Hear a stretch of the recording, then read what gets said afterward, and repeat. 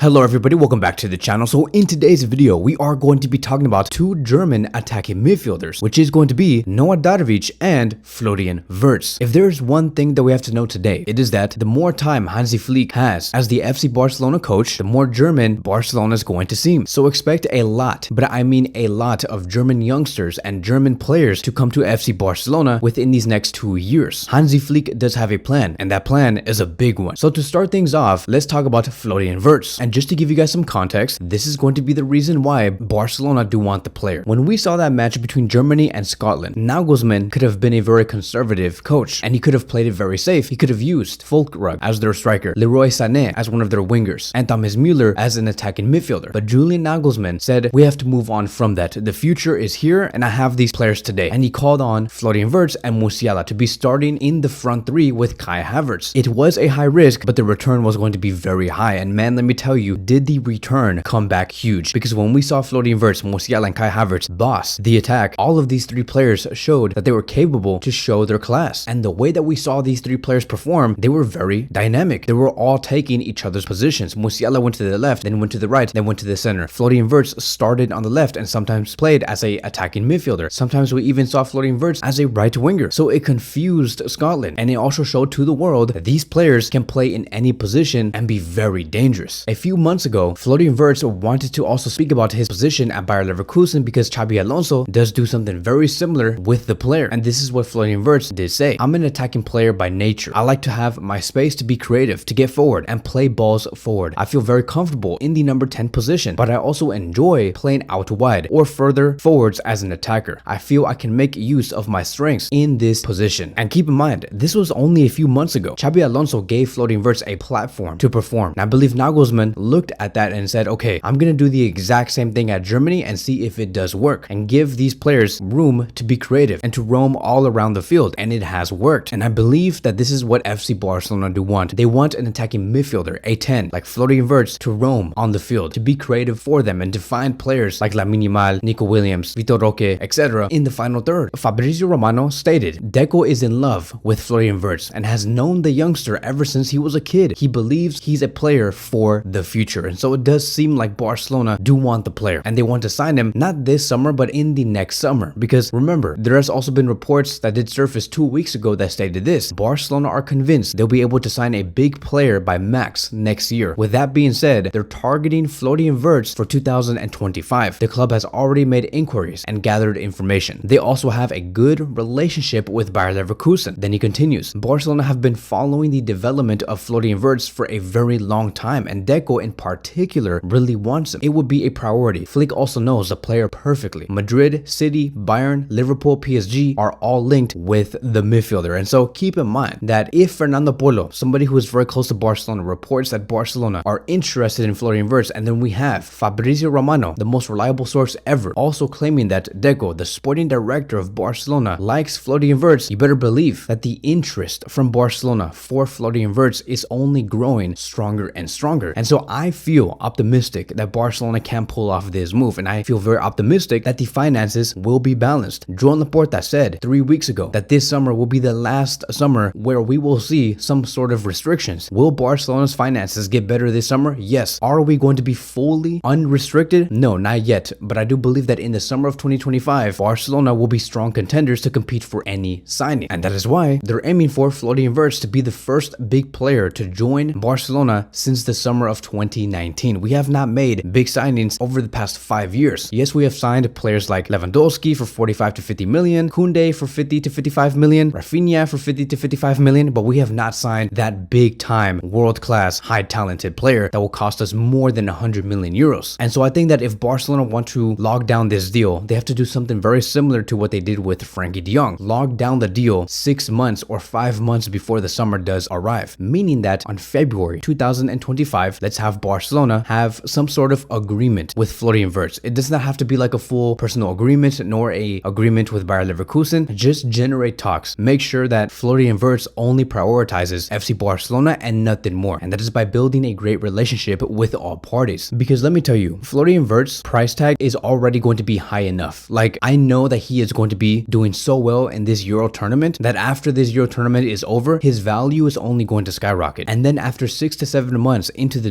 new season, his value is only going to increase even more because I know that he will do well under Xabi Alonso next season when they do play in the Champions League. They will do something special. Bayer Leverkusen are going to do something amazing in the Champions League because they also do have now Alex Garcia from Girona. So I expect by the time Barcelona do reach out to Bayer Leverkusen for Florian Wirtz, his price tag is going to be around 120 million euros. Right now it does say, according to the transfer market, that his value is around 130 million euros, but there have been some other sources coming from the media stating that at the moment Bayer Leverkusen are going to be looking for around 110 million euros as of now, but I do expect it to go even higher than that in the near future. So the big question is, why would Barcelona spend this much money for Florian Wirtz when we have somebody like Pedri? Because Pedri has also been doing amazing, not just in his last few games at Barcelona, but also in the Euros. Pedri had an amazing performance against Croatia, and he is only going to get stronger and stronger. We do have the old Pedri back, and I've said before that if Deco and Hansi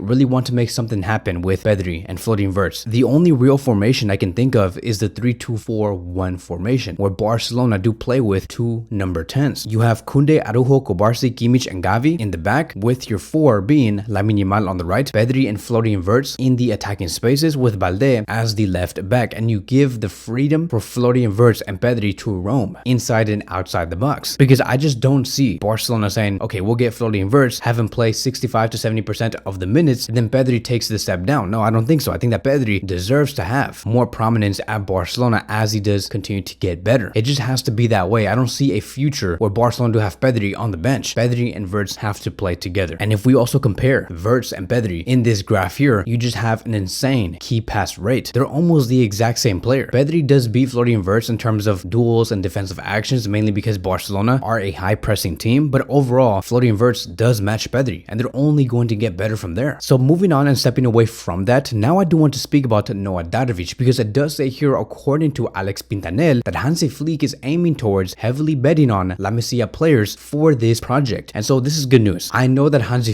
is gonna in some form want to follow the same footsteps of Xavi Hernandez by betting on the youngsters through La Masia. Xavi Hernandez introduced Kobarsi, Hector Fort, Lamine Yamal, and Marc Gui, and Hansi today does see these players as important players for the project. And what's going to be so fun to see in the next season is whether Hansi can develop and introduce new youngsters into the squad, and who those new youngsters could be. We know that Hansi knows how to upgrade the main 11 and tweak these players to become monsters in the biggest stages, but can he develop and introduce new youngsters? And so one of the players that Hansi is looking at right now, it is Noah Darvich. It says here, according to multiple sources in Germany, that Hansi wants to call up Noah Darvich for the preseason. So this is exciting because we all know who Noah Darvich is and the capabilities he does have. If you guys have not heard of Noah Darvich yet, let me give you guys a brief introduction. He is a 17-year-old attacking midfielder who is 6 feet and is left-footed. He does represent Barcelona Athletic and the German national team. He went from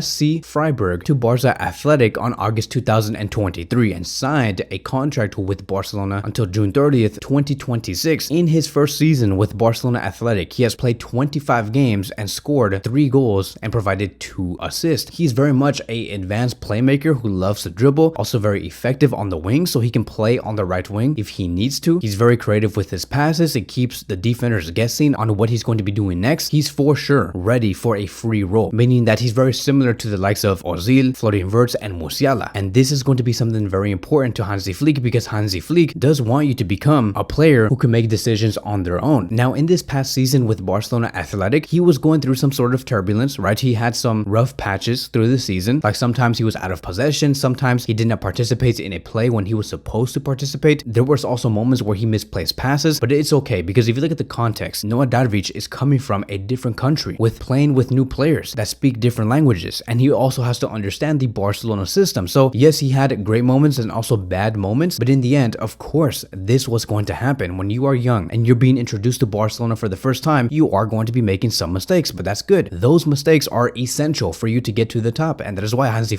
wants to call up Noah Darvich, because Noah Darvich is improving. And with Hansi also at the helm, I have said before, it's going to boost the chances of Noah Darvich getting into the first team, because Hansi understands the player. And let me tell you, the more German Barcelona do get, the better it is for Noah Darvich in the first team. Like, he will have much more of a family feeling once he does get there, with Hansi being able to communicate with him on what he does expect from him. One of the best performances that Noah Darvich had was when he captained Germany to the Under-17 World Cup by beating France last year in December. Germany won the trophy by beating France after a penalty shootout where Darvich scored one of the goals in a 2-2 tie. And throughout those games that he was playing for Germany, he was the heart of every attack. And you better bet that we can definitely see that at Barcelona next season if he is given the confidence of Hansi Flick. So if Darvich wants to excite the Barcelona fans, prove to Hansi Flick that he can do something special in the first team, he needs to score a goal, provide assist against the teams that we are going to be playing in the preseason. I mean, just look at Fermin Lopez. Fermin Lopez scored a goal against Real Madrid, and from there, he gained confidence. We all started to talk about Fermin Lopez, and now Fermin Lopez today is a player that we want to keep for the next season because we know he's a great number 10 and will improve under Hansi. So Darvich has to do the exact same thing. Do something special against the teams that we will be facing. We are going to be facing Man City, and then Real Madrid, and then AC Milan. These are perfect